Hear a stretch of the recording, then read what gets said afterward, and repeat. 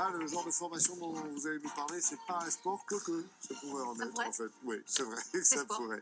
Vous parlez ce matin d'une école où on apprend à organiser, non pas des compétitions de sport, quoique, tout simplement des mariages. Bah oui, les wedding planners, donc plus communément appelés en français les organisateurs de mariage. Et pour ceux qui se disent, mais c'est vraiment un métier ça, bah oui. organiser un mariage, eh bien, la réponse est oui. Et c'est même un métier très en vogue. Et je vais juste vous donner quelques dates et vous allez comprendre. 15 et 16 septembre dernier, vous aviez le salon du mariage à Paris, porte de Versailles. Le week-end dernier, vous aviez le salon du mariage du Val d'Europe à Céris, 800 mètres carrés d'exposition. Ce week-end, là, au moment où l'on parle, 29 et 30, salon du mariage de Béziers. Et c'est toujours pas fini, 6 et 7 octobre prochain, 31e salon du mariage de Nîmes.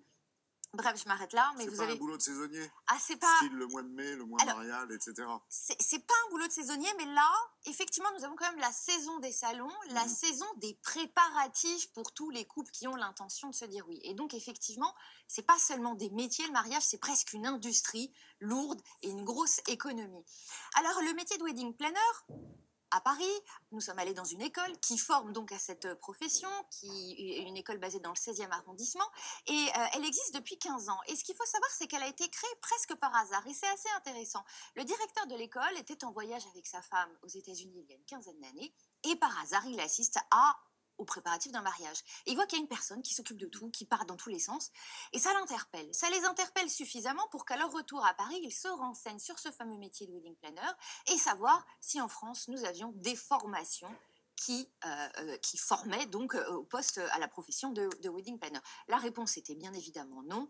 Banco, c'était parti, l'aventure pouvait commencer pour eux. Et vous allez voir, nous nous sommes rendus dans cette école pour voir un peu comment ça se passait, et vous allez voir que devenir wedding planner signifie réellement et absolument devenir chef de projet.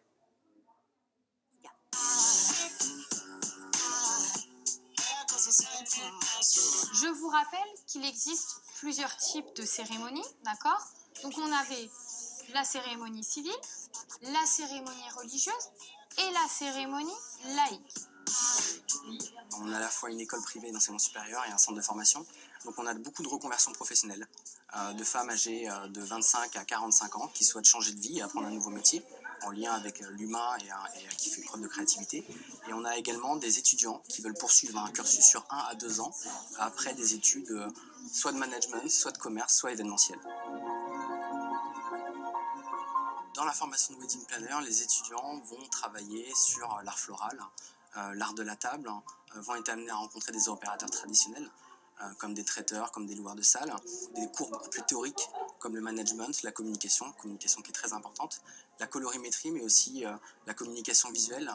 Plus vous allez acquérir les mélanges peinture, plus ensuite, partout où vous serez, dans un magasin de fleurs, dans un magasin de vêtements, dans un magasin de décoration, vous visualiserez comment la peinture, comment la couleur a été créée sur l'objet. Maintenant, ça va être à vous de jouer.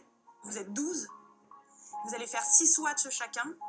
6 x 12, personne n'aura fait les mêmes couleurs. Et ce qui est très intéressant, c'est que les couleurs que vous allez peindre me donnent énormément d'informations sur votre personnalité.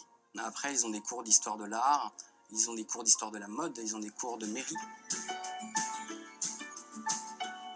On a trop souvent tendance à penser qu'un wedding planner ajoute un coût supplémentaire au mariage, alors que c'est exactement comme un agent immobilier. Quand vous lui montrez un projet d'achat avec un prix, il respecte ce prix.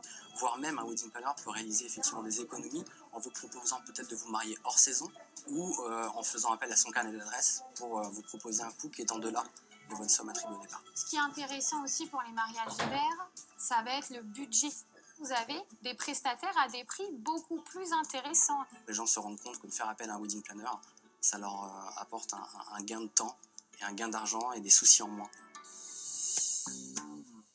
La table dans le mariage, c'est ce qui est le plus important parce que c'est ce qu'on va retenir dans le mariage. Ici, c'est ce qu'on va appeler un dressage à la française. Les Français, on met toujours les fourches vers la table. Parce qu'à l'époque, on mettait les armoiries sur les couverts. Donc, un couple qui est très traditionnel dans sa personnalité, par exemple, vous allez clairement proposer un dressage à la française. Et ici, en fait, on a une position à l'anglaise. Les fourchettes sont vers le haut et les cuillères également vers le haut. Alors nous, on a beaucoup d'élèves qui viennent de l'étranger, qui viennent de l'Europe. On cherche une friend touch dans l'organisation de mariage.